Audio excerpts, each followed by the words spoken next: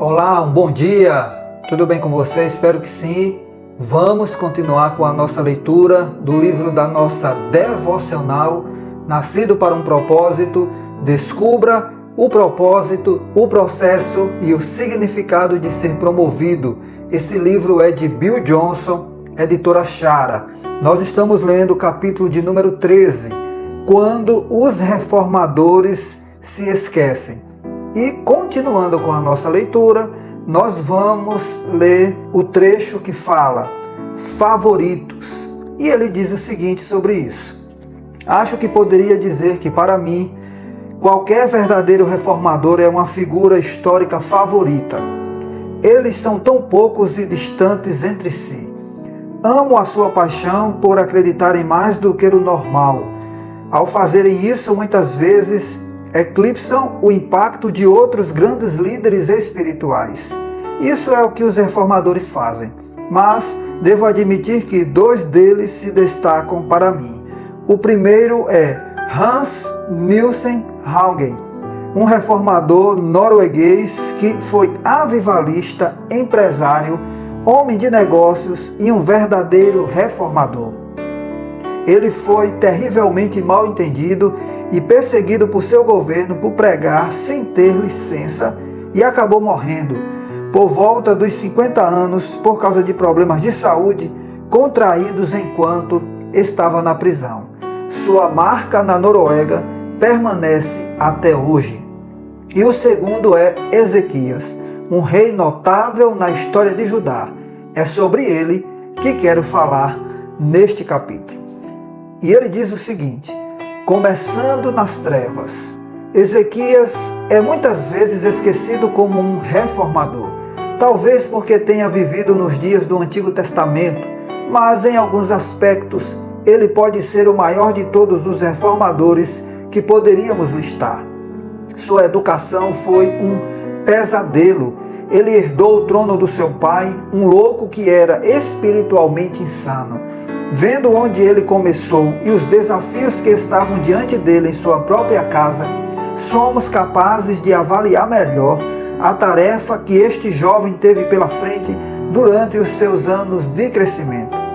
O pai de Ezequias, Acás, era um homem muito mau, um adorador de ídolos que dizimou o templo em Jerusalém antes de ter fechado as suas portas como um lugar para adorar o único Deus verdadeiro. Ele também fez o impensável ao sacrificar alguns de seus próprios filhos aos falsos deuses. Ezequias foi um sobrevivente dessas atrocidades. Acreditava-se que oferecer esse tipo de oferta a ídolos aumentava o poder das pessoas que faziam isso. Claro, sabemos que tem o efeito oposto. Sempre que as pessoas adoram falsos deuses, elas sempre perdem um pouco de si mesmas no processo. O salmista descreve os ídolos e seus adoradores. Tem boca, mas não podem falar, olhos, mas não podem ver. Tornam-se como eles aqueles que os fazem e todos os que neles confiam. Salmos 115, do verso 5 ao 8. Adorar falsos deuses nos torna semelhantes aos deuses que está sendo adorado. Eles não podem ver, falar, tocar ou ouvir, e nos tornamos como eles, perdendo nossa humanidade no ato de nos entregarmos àquilo que é inferior na adoração. O mesmo permanece verdade nos dias de hoje, sempre que caímos na idolatria, que se resume na palavra ganância. Ver Colossenses 3:5. É incrível pensar que uma pessoa criada nessa atmosfera pudesse sair sã e, menos ainda, se tornar um grande líder. Mas foi exatamente isso que aconteceu. Deus usou Ezequias para restaurar a vida espiritual de Judá como nação, descrevendo-o como sendo semelhante a seu pai, Davi. Acás era seu pai natural, mas seu coração e comportamento o conectavam a Davi, que havia vivido há cerca de 300 anos antes dele.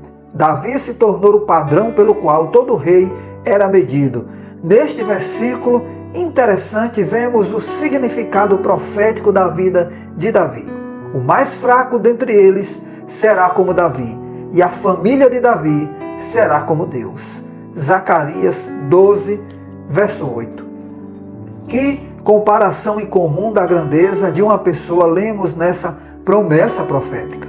Ser comparado a Davi era o maior elogio que um rei poderia receber de Deus. Ezequias tinha 25 anos de idade quando começou a reinar e reinou 29 anos em Jerusalém.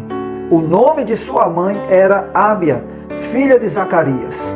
Ele fez o que o Senhor aprova, tal como tinha feito Davi, seu predecessor. 2 Crônicas 29, de 1 a 2. É uma bela declaração. Ele fez o que o Senhor aprova. Foi assim que Davi tornou-se conhecido. Ele tinha um coração voltado para o coração de Deus, o que significava que ele valorizava o que ele pensava e sentia. É lindo. E agora Ezequias, o homem com educação ocultista, estava prestes a liderar a reforma da sociedade.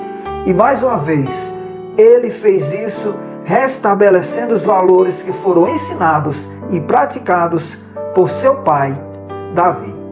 Começando pelo que importa. Ao ser governado por Acaz, o povo de Deus havia caído na adoração idólatra. Era comum que fossem influenciados por nações vizinhas sempre que perdessem a responsabilidade de ser uma influência do amor de Deus. É importante lembrarmos que não estamos falando apenas sobre práticas religiosas incomuns. O povo de Deus estava envolvido em coisas que atraem o reino demoníaco para as suas vidas de uma forma muito sombria e opressora. Os sacrifícios por si só convidam o diabo a lugares de grande influência em toda a sociedade, onde ele poderia matar, roubar e destruir. Ezequias assumiu o trono nessa época muito perigosa. Sua primeira tarefa foi destruir a adoração de falsos deuses que seu pai havia instituído. Ele destruiu os ídolos e falsos deuses e aboliu a adoração nos lugares altos. Nem mesmo Salomão conseguiu resolver esses problemas. Ezequias purificou a terra dessas práticas demoníacas, restaurando a responsabilidade de sacrificar somente a Deus. Não seria exagero dizer que ele enfrentou oposição em suas reformas, mas seu olhar estava preso em seu propósito divino. Nada o desviaria disso. Em 2 Crônicas 29:11, lemos a exortação que ele faz ao seu povo. Meus filhos, não sejam negligentes agora, pois o Senhor os escolheu para estarem diante dele e os servirem, para ministrarem perante ele e queimarem incenso. Essa palavra foi dada aos sacerdotes. O significado desse momento está mais uma vez ligado a Davi e a vida que ele modelou, a qual teve influência até mesmo na era da igreja. Ezequias estava liderando a reforma, expulsando o mal da adoração de falsos deuses e substituindo-a pela adoração instituída pelo rei Davi durante o seu reinado. Isso é mais significativo do que a maioria de nós imagina.